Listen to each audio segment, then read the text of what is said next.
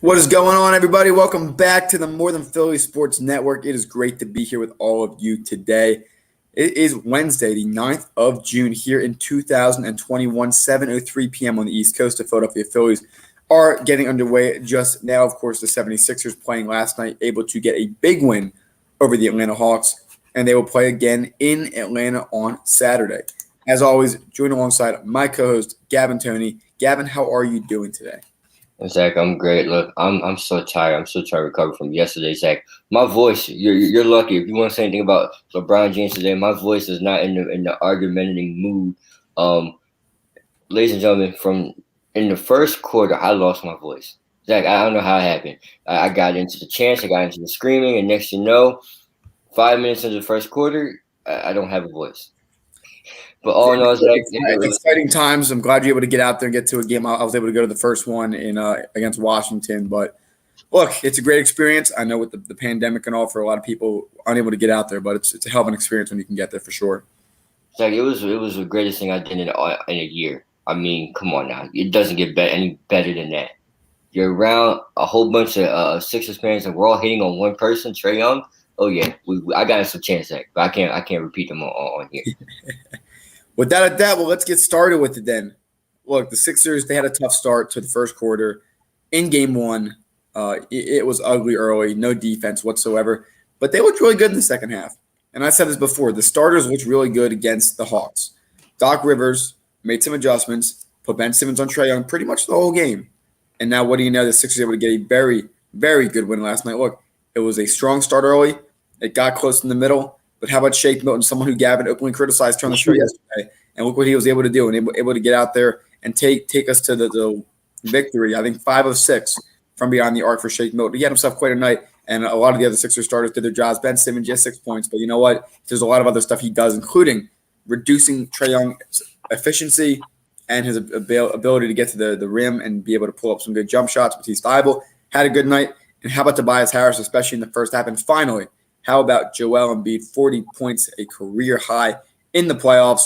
What torn meniscus? Embiid looking very good, of course, after the news of Nikola Jokic yesterday getting MVP. We'll talk about that in a few minutes, but maybe some extra motivation for the big guy last night as the 76ers closed it out 118-102.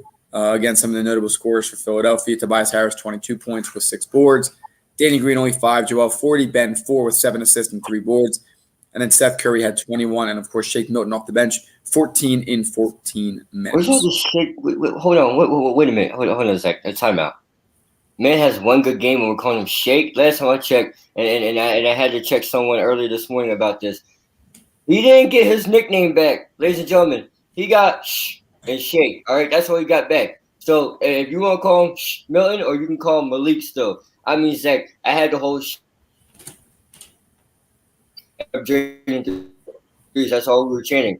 But look, Malik showed up last night, but he has to do it consistently. Zach, this is a guy in the beginning of the year who that was my 6th man of the year, my way too early 6th man of the year pick. So, I mean, if he keeps it up, he sure is get his nickname back. But let's pump the brakes, ladies and gentlemen. That's just one game. But as the comment says, we should start a petition to get Danny Green on the bench. I mean, he's awful. I mean, he's hot trash. I mean, come on. I agree. Look, I think that he has had his struggles. He's a fine defender, not the guy you put on Danny Green, a fine defender at best. I'd be fine putting him on the bench, putting Matisse Thybulle in the starting lineup. But yes, Shake Milton has had a pretty solid year. He fell off in the last month or two. But if he can start getting back to where he is, maybe not as good as last night, that's still a pretty good guy off the bench that you can have. You pair him up with George Hill, you're able to put Dwight Howard in as well. It's a pretty good bench when Shake Milton's able to show up once again. Of course, unfortunately, that comes at the cost of Tyrese Maxey minutes. But I'd rather have Milton out there if he can prove that he deserves to be out there, which last night he did. I mean, sadly, Tyrese Maxey had 5 minutes, and those 5 minutes were really short-lived. He couldn't really get anything going. But Malik did have a great game last night. I mean, him and Ben Simmons combined for 18 points. But it was the timing of Malik's shots. I mean, they were at a point where the game was getting close, and here he comes off the bench. He hits not 1, not 2, but 3 threes, 3 clutch threes, and even a buzzer beater that got the whole stadium going. Zach, like I said, if Malik can continue his play, he will get his nickname back. That's just one game. I have to see what he does. I mean, this guy was balling in the beginning of the year, kind of mellowed out a little bit in the midseason. had a horrible, I want to say, go at in the last month and a half of the season. But how about this? Joel Embiid is in great shape.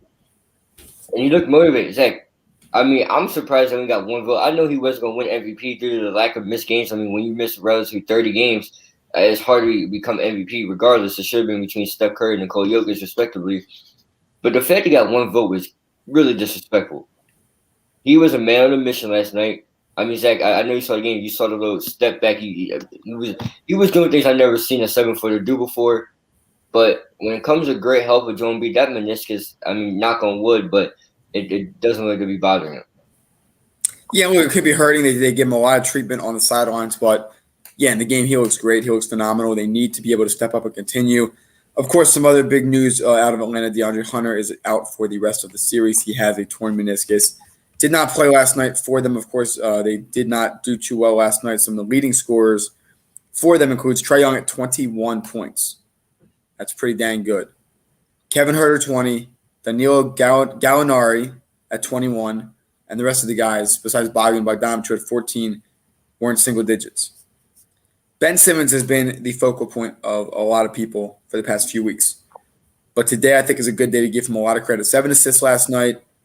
Try to get a few other assists. Danny Green missed a couple of threes, so he could have potentially had upwards of 10 assists. But how about that defense on Trae Young? Kept himself out of personal foul trouble, no issues at all during the game. And Trae Young had 21 points. That's it. 21 points on 6 of 16 shooting. He had 35 the previous game, and in the next series, he was averaging over 30. So Gavin, 1 for 7 beyond the arc last night for Trae Young. How much credit does Ben Simmons deserve today? Ben Simmons deserves a lot of credit. Zach, he was doing the plays that don't show up on the stat sheet. Overheld Trae Young over 7 comments, but Ben Simmons deserves a lot of credit because he was doing the plays that don't show up on the stat sheet, batting down lob attempts that you don't get on the stat sheet, causing turnovers. He didn't force it, but he caused it.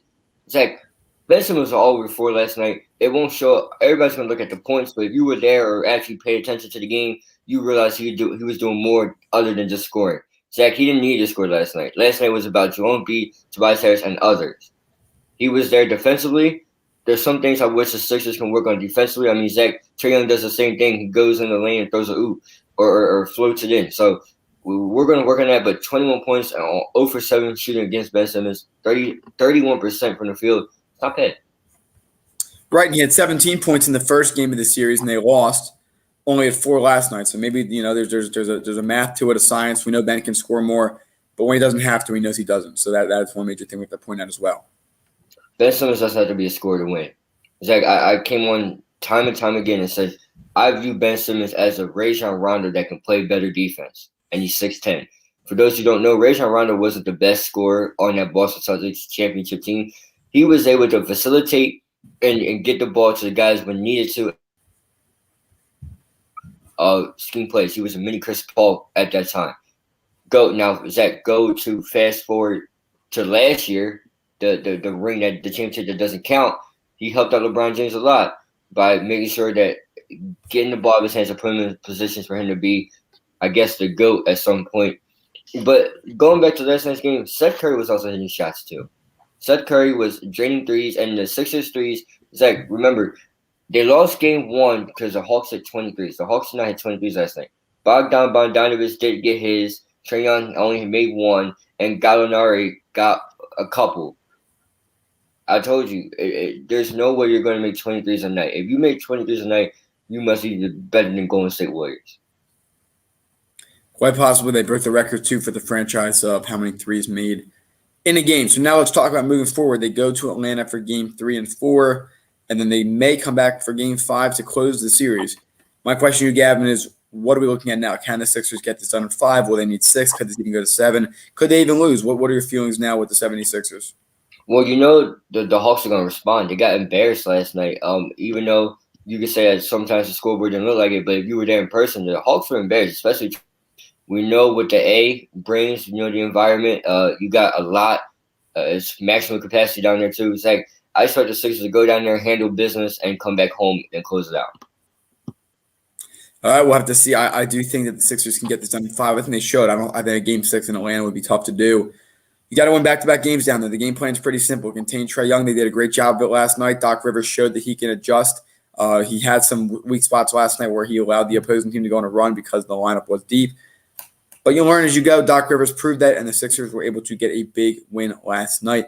Coming up after this, Donovan Mitchell, number 45, going for 45, as he sends my Los Angeles Clippers home down 0-1 in a deficit. Whoa. Your team's the other side of the Staples Center. Remember that. Purple and gold. Remember that. I chose the Clippers to come out of the West. That's what I referred to. Coming up after this, our thoughts on that, and can Donovan Mitchell be the guy that the Jazz need to win a title? Stay tuned. We are now offering a new product on our Teespring. Wear a mask in public. We are now supporting a custom-designed mask with our logo on it. Purchase it today, and 10% goes to a foundation of our viewers' choice. It offers a full nose and mouth coverage, single-sided print, includes 2 2-inch elastic ear loops, non-medical grade product, and finally, $1 from every mask sale is donated to a nonprofit to feed children in need. Enjoy today's episode.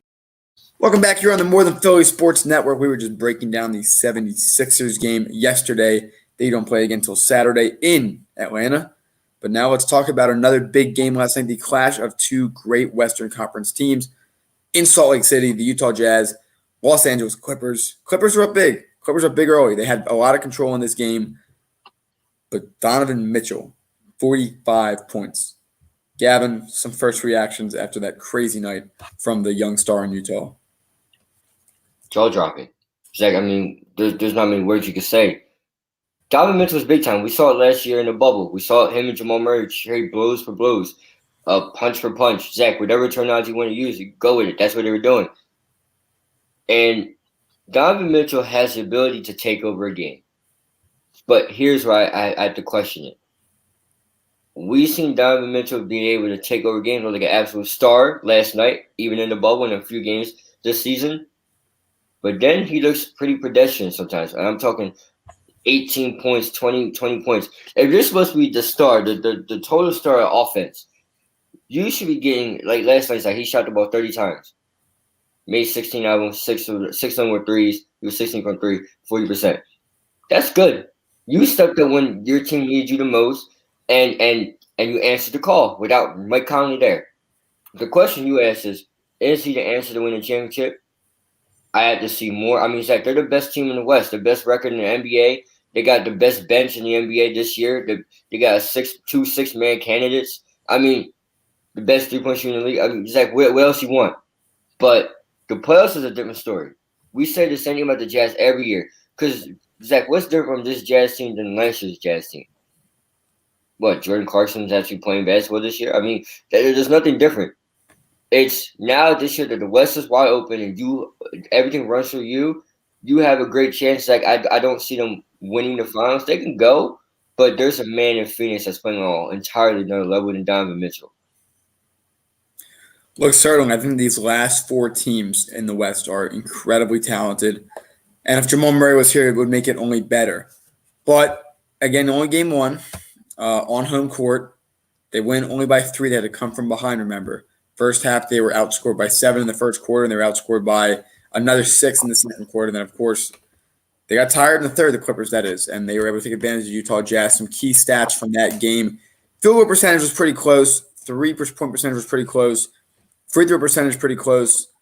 Only major differences I really see here, just looking down the list, is probably at most points in the paint, which is 8 more for Utah. So interior D is going to be the question. Can they be able to get the job done? Looking at one of the guys who's not known as a scorer, Rudy Gobert. 10 points last night, 12 boards, got his job done. But Mitchell can't get all 45 points every night. Joe Ingles is not going to have 8 every night. Royce O'Neal's not going to only have 8 every night.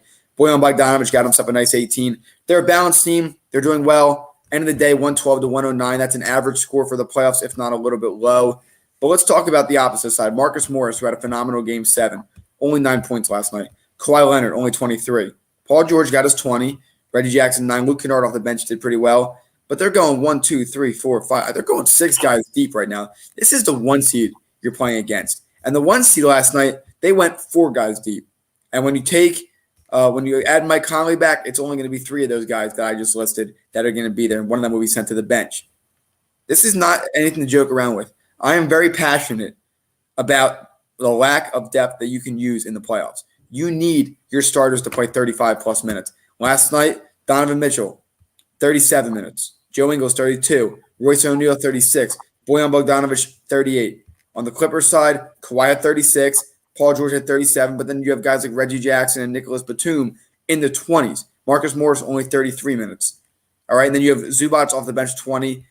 Rondo, 28. I mean, I like Rondo, but I think at the end of the day, Reggie Jackson, more of that scorer. You're going to have to use him more late. But then here's where the problems start. You go all the way down to DeMarcus Cousins, who, again, earns his respect. But him, Terrence Mann, even I'd argue Patrick Beverly at this point, if you're going to roll with Reggie Jackson. Honestly, most nights Luke Kennard, where he's not scoring a lot, which last night he did. Tyronn Lue is going way too deep into his bench. He's going to have to learn. And you really don't want to be playing from behind because at some point you're going to fall off the cliff.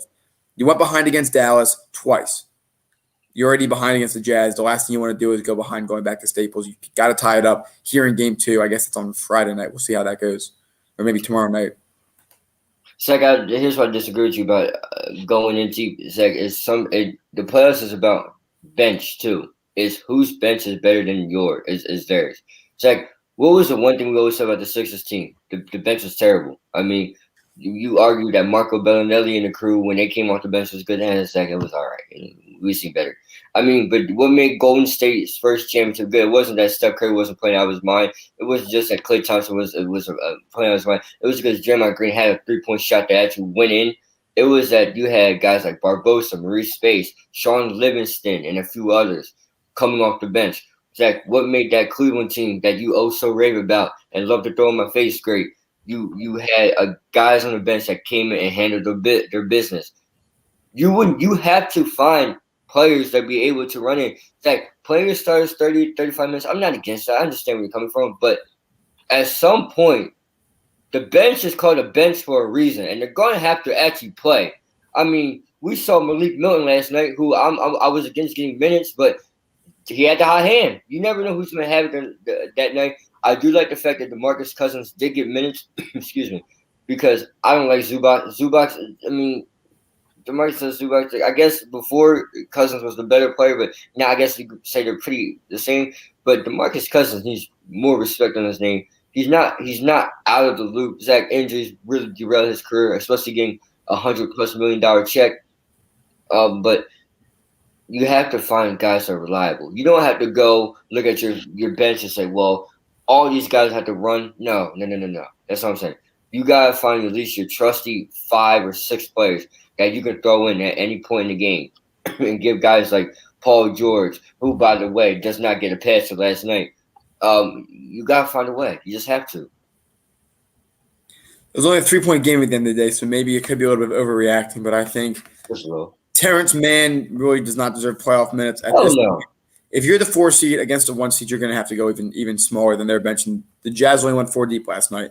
That's my point with the Sixers we saw last night. They kept their bench pretty skim, and you see what happens. They win games. That's what happens late in the playoffs. In the NBA Finals, you're going at most 4 guys deep, maybe 3 even. That's where the Sixers were against that Raptors series. I keep noting it, of course, when it comes back to it, because that's true. A lot of these guys are playing 30-plus minutes. They're expected to play almost 40, and that's just a reality of it. Gavin pointing out Golden State.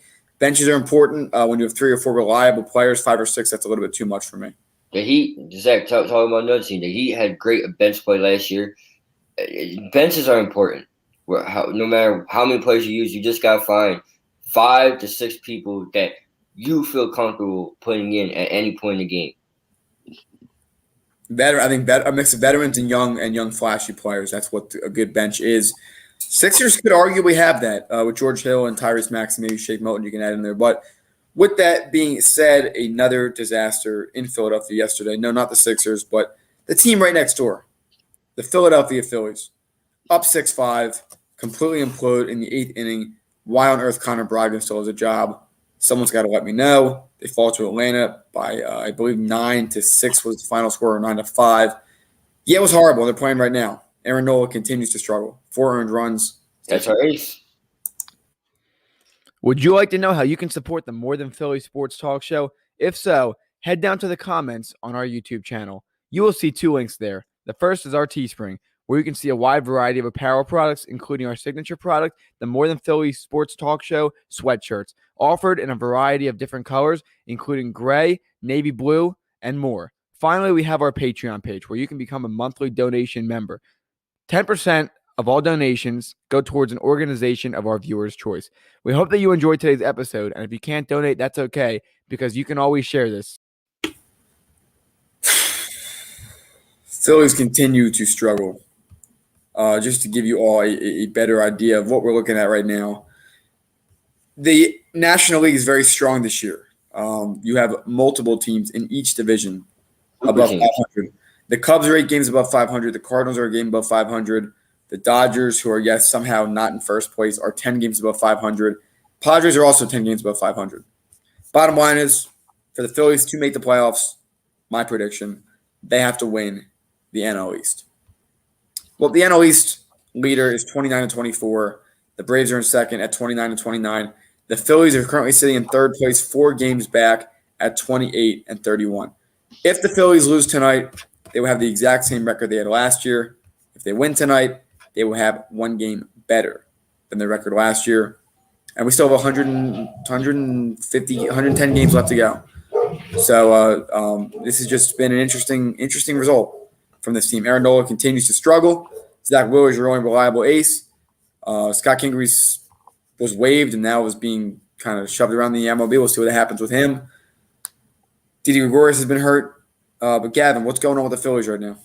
Well, first of all, Zach, I think Phil agrees about how I feel. It's just why we even covering them. I mean, you're right, Phil. We shouldn't be talking about them. Zach, I mean, let's talk about this fade. Let's talk about anything but them. No, all jokes aside, the Phillies are terrible. The Phillies are awful. I mean, you asked what's going on with them. Well, let's talk about it. The guy that you paid, and Zach, correct me on the numbers if I'm right. Is it 6 years, $85 million to Aaron Nola, or it was around that mark, right? Five. Ace money. Guess he doesn't look like it. I mean, for crying out loud, if you're going to give out $85 million to a person like that, it's like, I guess me and you could become pitchers then and pitch in MLB. I mean, for crying out loud. I mean, you have a guy that hoodwinked us that he was going to be a great pitcher. Wrong. And I gave him some time, Zach, because you told me he's a guy that he's not a gas thrower. He's a control guy. It takes a little bit while to get control. Ladies and gentlemen, it is June now. The season's been in full swing for the last 2 months. I'm not making more excuses. I'm going at Aaron Nola now. This guy stinks. And hallelujah, Scott Kingery's gone. I mean, Zach, could we celebrate about that? And Zach, you talk about if the Phillies make playoffs, you're gonna go against a team like the Dodgers, like the Padres, like the Cubs, and I'm gonna emphasize Dodgers and Padres. They are super teams. They have hitters. They have pitchers too. I mean, what are you gonna do? What are you really gonna do? It's like, I'm really interested in seeing this, and I'm 100% all for this, and I will set this up completely. I want to see our senior baseball team, our RHS senior baseball team versus this Phillies team in a 9-inning game, or excuse me, in a 4-game series. I want to see who wins. I guarantee I got rusted in 3 games. Literally, it's like, I mean, that's how bad this team is. They're not even enjoyable to watch. They're not. I can't even tell you the last time I watched a Phillies game without crying. It's like, and I looked at the Phillies hat the other day, it's like, and I wanted to tear. Matter of fact, no. I was sitting in the seat, and this is a true story. And Zach, you can ask our good buddy Matt. I was sitting in the seat, right? And I looked down, this dude below me had the Phillies game on while he is at a Sixers playoff game. What the hell is wrong with you? You spent all that money and you worry about some garbage across the street? Come on, man. I mean, the Phillies are like, if someone would have handed me Phillies playoff tickets or asked me to go to the Phillies game, I would go, but I'm not paying for it. Someone else could pay for it. Yeah, it's crazy. Absolutely insane. I don't know. It's a tough one for me.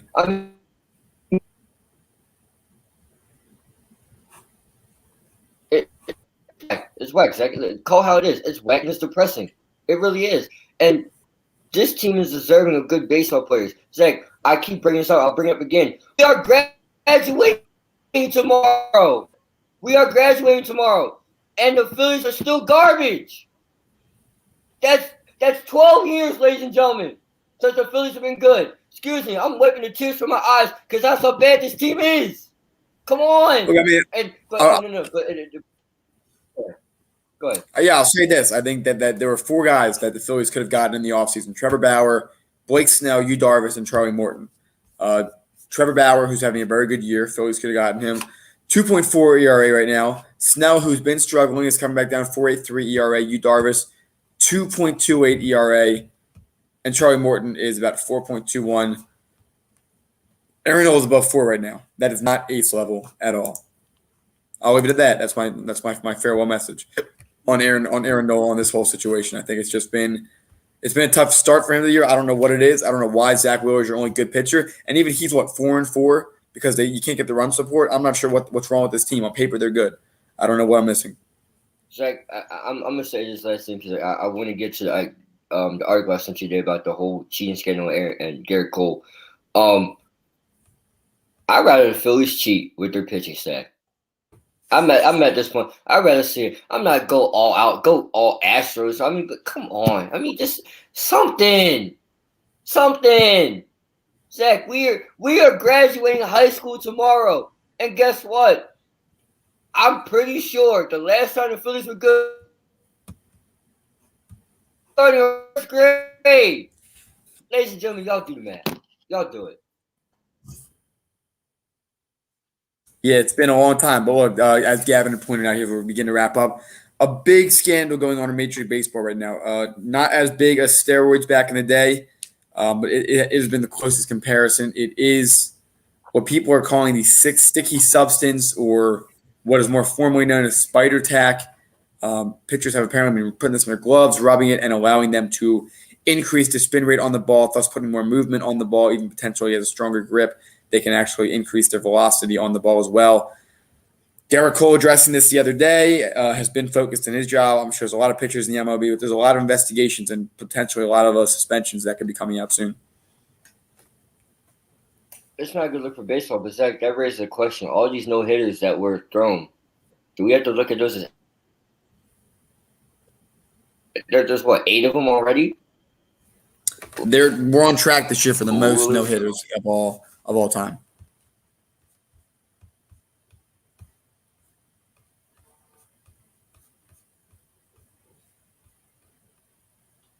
Right now, it appears we have lost connection with Gavin here, but we're going to get him back in as soon as we can. Of course, one of the major things that we have discussed, one of the big things with this is that increasing spin rate on the ball gives an unfair advantage to the pitchers.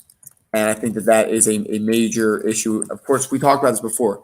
Our baseball is juice. Last year, we saw a record amount of offense. The year before, we saw a record amount of offense. This year, we're seeing a record amount of defense. I like defense. I've been a big fan of it. But at the same time, for MLB baseball, it is illegal. This is something that has to be addressed. Again, it's called spider tack. It has most recently come out. Recently, Garrett Cole has been someone who has not really denied using it, but I think that's certainly been a major question mark. One of the best pitchers in baseball, trying to get out there, trying to be able to get the job done. And I just think that this has been an interesting run for Major League Baseball. Question is, what's going to happen? Are there going to be suspensions handed out? And if so, who are they going to go to? What's it going to look like? And how will the rules change in the future? That's the major question that I leave for everybody today. I'm in awe with it. I think it's been an interesting year. Again, everything with COVID and all, people are starting to let the rules all run free. But I think right now for this team, for all teams in Major League Baseball, any pitchers who could actively be using spider tack, which again is the sticky substance that has been referred to, there could be some bad blood coming forward. Major League Baseball will be forced to address this, and we're going to see how this affects and changes baseball, how it could change statistically, and that is something that will soon to be determined as we continue to learn more about these situations. I'm going to just keep my mouth closed, Zach, because I guess I was a Philadelphia Phillies guy, so telling me to shut my mouth before I say something mean about them again. Because I guess they're overly sensitive and kick me off the show. But no, Zach, on when it comes to the sticky substance, I mean, as I was saying, we have to look at the no hitters. Are they legit no hitters or are they not? I mean, sticky baseball can never get it right, whether they're playing with the balls or changing up whether it's cheating with the signs and everything. That's why baseball is a dying sport. And as of right now, if you're a young person, cheating looks like okay in baseball because if you look at how the Astros were handled, Yeah, it's happened the last few years. There's more reports coming that they even cheated in 2019, the year they lost to the Nationals in the World Series. unbelievable, Zach. Quite interesting. With that being said, everybody, as we continue to settle down today, apologies for any technical difficulties, but got it all in. Some basketball tonight as well. Denver Nuggets and Phoenix Suns are back at it again. Will Denver be able to even up the series, or will Phoenix take a 2-0 lead on going onto the road for Game 3? Gavin, what are your thoughts on this game? I got D-Book tonight, Zach. I'm not betting against him. He gave your best friend a 47 piece. He should have gave him a 50 burger, but they pulled him out of time for LeBron's likeness. So I got Devin Booker. He's the closest thing we have to a killer mentality right now. Yeah, I agree with you on that. Quite possibly. With that being said, I do think that Denver does even the series up tonight. Nikola Jokic has to have a big night. He struggled in Game 1. DeAndre Ayton gave him some trouble. Let's see how the coaching adjustments can happen. It's going to be a fun game. A lot of the games in the Western Conference are very exciting. Tomorrow night is Bucks and Nets. We're not 100% sure if we're going to be here tomorrow on the show, but if we are, we'll be able to come out and break down some of the other in the sports world. Otherwise, it looks like we'll see everybody Friday. We thank you all for your support as we go through some of these busier times, but we promise there are some clear days ahead that we'll continue to produce some more shows, some more content, and be able to go from there. An in-person show is coming soon, I promise. Yes, it is. Absolutely. We're gonna get these bugs fixed, ladies and gentlemen. I guess I opened my mouth a little too much for Philadelphia. They didn't like it today. Guess I want Without a doubt, maybe the baseball gods were not too fond of that. With that being said, maybe it's a good sign, and they can maybe put the Phillies in the playoffs this year. But with it being said, again, everybody, thank you so much for joining us today. We hope you all have a great night, and let's go Phillies. I'm not even gonna say that. Have a good one, everybody. If you enjoyed today's video, make sure to like, comment, and subscribe if you haven't. In addition, hit that bell icon and set it to all to get reminded of when we go live and when we post excerpts of our videos.